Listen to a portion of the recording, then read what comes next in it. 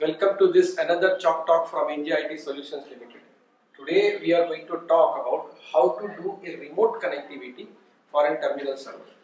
So if you have a branch office as branch A and head office where there is a server and you have few thin clients connected in the head office which are using this server, and there are few thin clients in branch office which also use this server. Now how do you do the connectivity and what typical things you have to take care of for this to work smoothly? Now we all know that the server is working on port number 3389. Okay, and this is the router.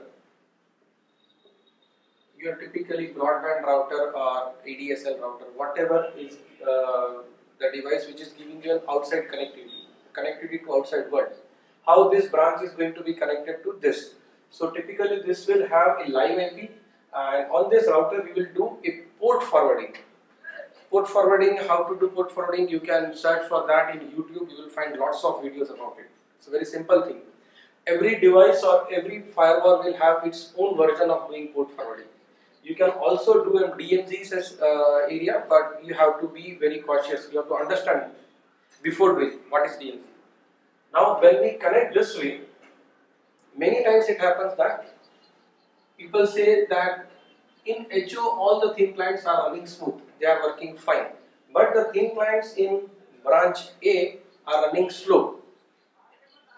They say there is some problem with the server's OS regarding the remote connectivity. No, it's not. The problem is this connectivity.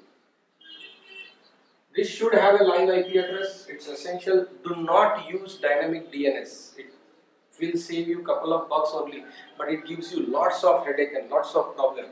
So instead, always use a live IP here. That is the first cover. Another thing is the bandwidth connectivity between these two. Okay. Many times we are confused with what is bandwidth and what is speed. For this, we have to understand how this RDP protocol works. We have one more Chalk Talk on this.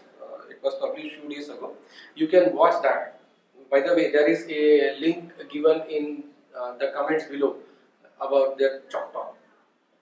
So suppose you have a 10 Mbps line here and you have 2 Mbps line here. Now we all know that RDP protocol requires only 150 kbps. So this is much more than what is required, but then still these are running slow. Now if we analyze how this RDP protocol works, we know that keyboard, keystrokes and mouse movements from here are supposed to be sent to here, and this server will send the images. Now here, more than bandwidth, the speed is important. Many times people get confused with bandwidth and speed. Let me give you an example. Suppose we have two highways, highway number 1 and highway number 2. Highway number has 6 lanes. So this is 1, 2, 3 lanes and 1, 2, 3 lanes. So this is a huge bandwidth. But there are a lot of holes on the road. Okay. Now compare one more highway which has only 2 lanes, one to go and one to come, but it has no potholes.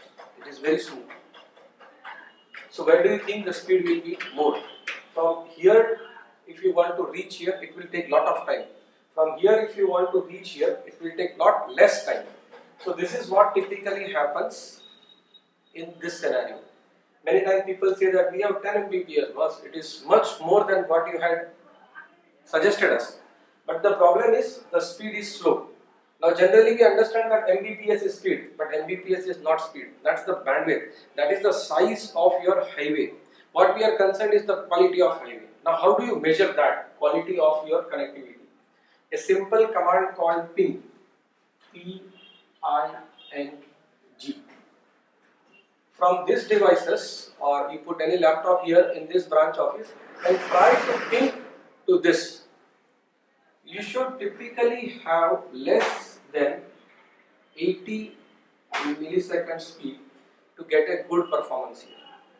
Now we have had cases where this ping was 1600 milliseconds or 3000 milliseconds, and it used to drop after 4 or 5 requests.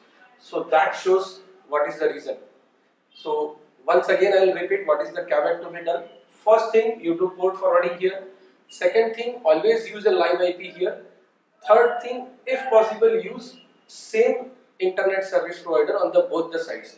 If you are using Tata here, use Tata here. If you are using Reliance here, use Reliance here. And if you can afford to get a point-to-point connectivity from any vendor, nothing like that, it will be the best.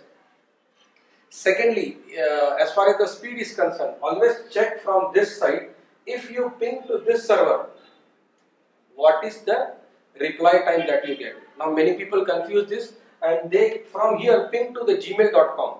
That is not the solution. You don't want a terminal server from Gmail. You want terminal server from this server. Right?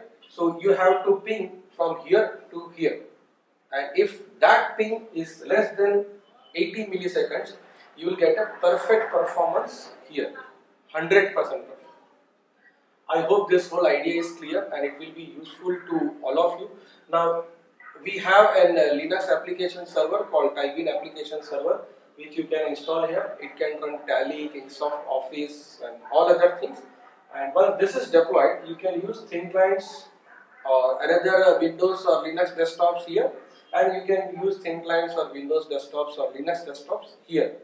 And from this, your head office and branches are connected, and it works perfectly fine. We also have a couple of cases regarding this.